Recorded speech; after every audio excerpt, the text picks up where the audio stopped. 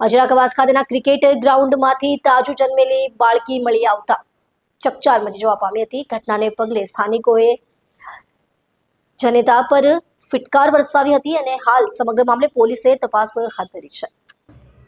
Police સૂત્રો દ્વારા મળતી માહિતી મુજબ કવાસ ક્રિકેટ ગ્રાઉન્ડની નજીકથી એક નવજાત શિશુના રડવાના અવાજ સાંભળીને સ્થાનિક લોકો ત્યાં દોડી આવ્યા હતા. તેમણે તપાસ કરતા તાજી જન્મેલી એક બાળકીને રજળતી અવસ્થામાં પડી હોવાનું જણાયું.